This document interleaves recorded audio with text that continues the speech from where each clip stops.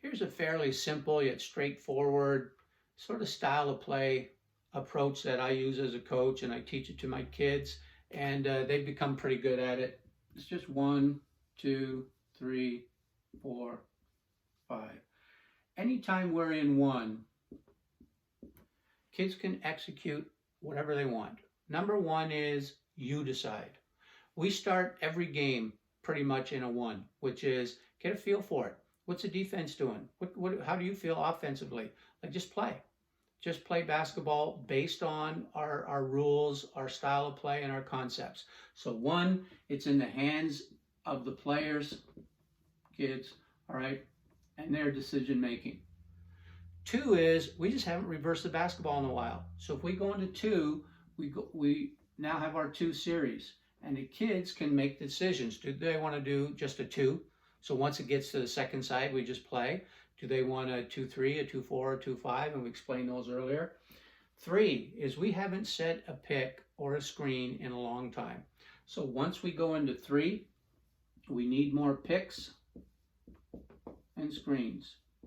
So now when kids are cutting, they can cut and go and screen for a teammate, or they can pass and pick on the ball. All right, but we just haven't had enough picks, and we need more picks.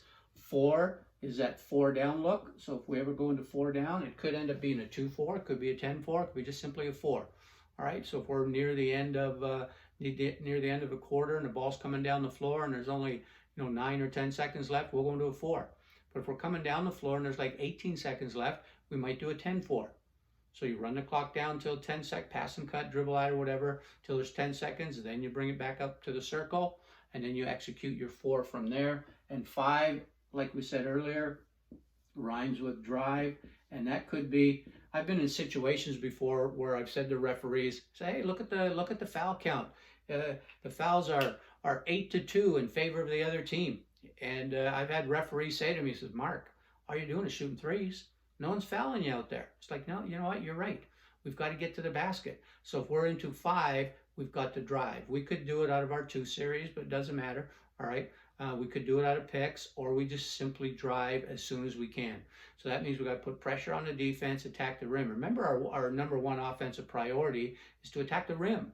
So if we're just not doing that because I got players who are more than happy to shoot 3 after 3, then we'll go into a 5. We just got to get to the rim. Or the other team might have 4 fouls early in a quarter. We want to get them now in foul trouble so that we can get on the foul line.